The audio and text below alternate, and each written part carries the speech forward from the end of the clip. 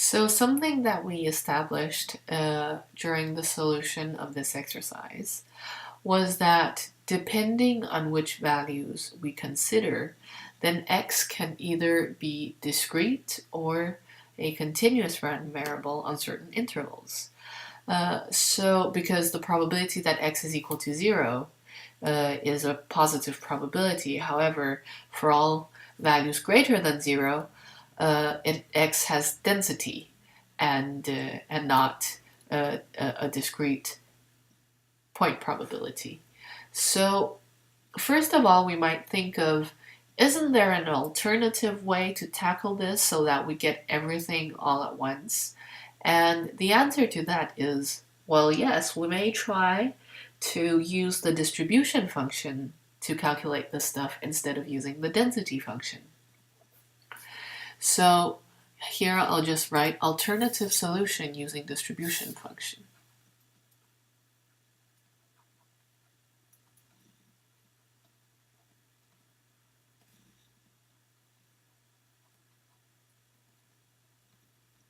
Using the distribution function. And let's just try and figure out how that works. So what we'll do is we'll say, well, for some x greater than or equal to 0, we want to look at the probability that x is smaller than or equal to that x. So when I let this little x be greater than or equal to 0, I also take into consideration the fact that little x might be 0. And what I can do now is I can write, well, the sum over different values that n can take. So again, we're doing this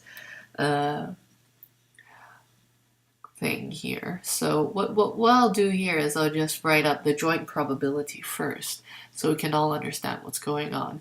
So basically this is just saying, well, x is less than or equal to some value x, if and only if x is less than or equal to that value and n is equal to 0, or x is less than that value and n is equal to 1, or x is less than that value and n is equal to 2, all the way up to whatever values n can take.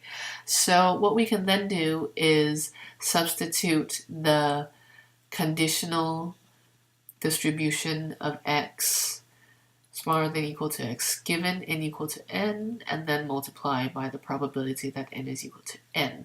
So the thing that I use here, which I cannot stress enough, that is really, really important, is the fact that the probability of the intersection of two events is equal to the probability of one event given the other multiplied by the probability of whatever we condition on.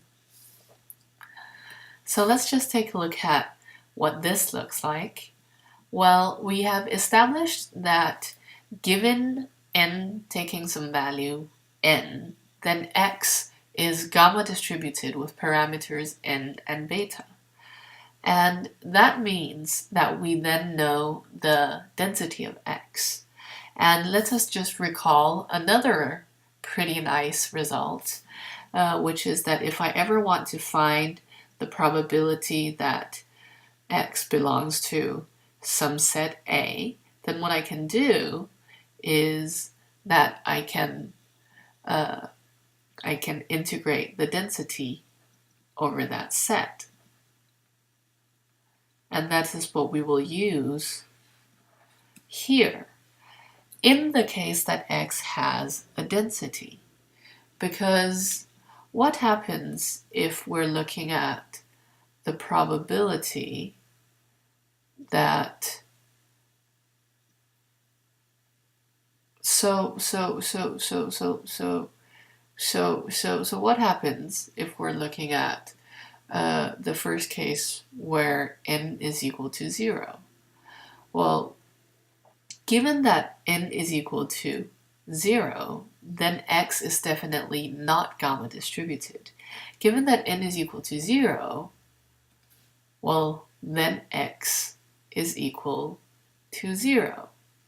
So the probability that x is smaller than or equal to any value x given that n is equal to 0? Well, that is just 1. So we can split this up into two sums, and that's what we'll do now. So very clearly, two sums.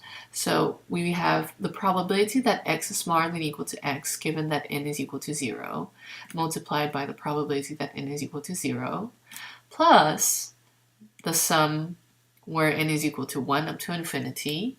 And in this case, the conditional distribution of x is definitely gamma distributed with parameters n and beta. And then we can get the probability that x is smaller than or equal to x by integrating from 0 to x of the gamma distribution density. And that density is, let me see, it is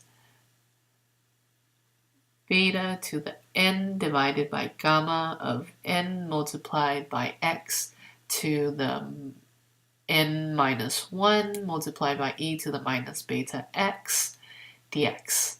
And then we multiply by the probability that n is equal to n. Okay, so let's look here. The probability that n is equal to 0 is 1 minus p. So that goes here. And given that n is equal to 0, then x is equal to 0 deterministically. In which case the probability that x is smaller than or equal to a value that is greater than or equal to x is just 1. So this first term just evaluates to 1 minus p. Now the next term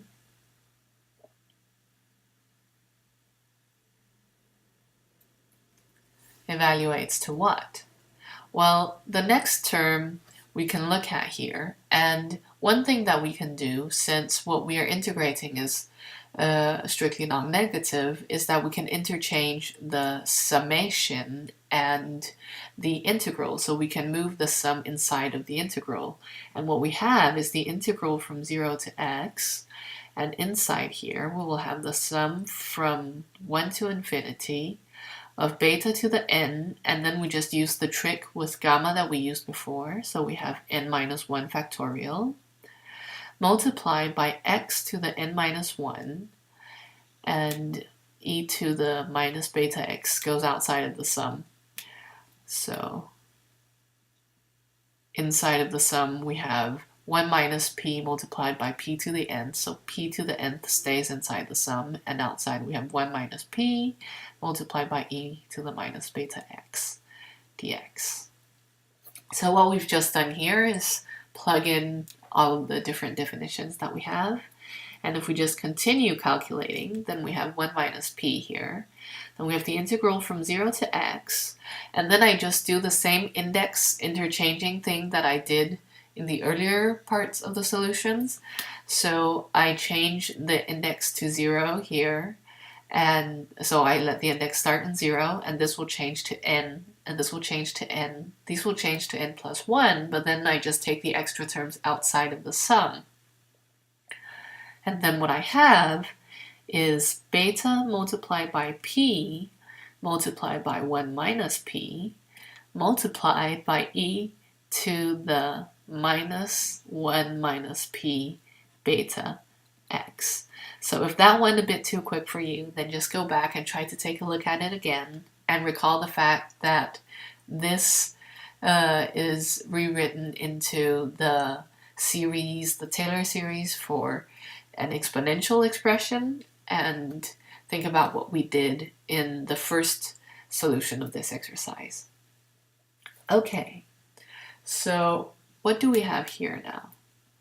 We have 1 minus p, and here I can take out the p, and then inside what I have is actually the density for an exponentially distributed random variable with parameters 1 minus p beta.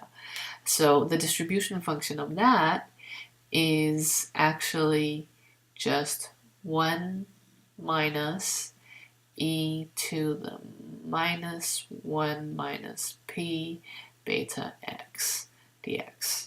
You could also have just found this by doing the good old integration. So sorry, not dx, just the good old integration.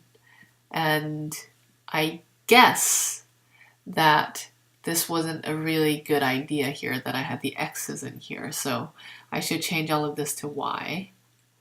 So apologies for the bad notation. Y, because over here we integrate up till x, so it's best if we integrate with respect to y. So okay, so this is what we have now. And what do we notice about it? Well, there are a couple of things that we can notice about it. One is the fact that if x is equal to 0, then this entire term cancels out. So the probability that x is smaller than or equal to 0 is exactly this. However, if x is greater than 0, then this term is here and this term is here. So let us just take a look at this result and interpret it in the next part, in the next video.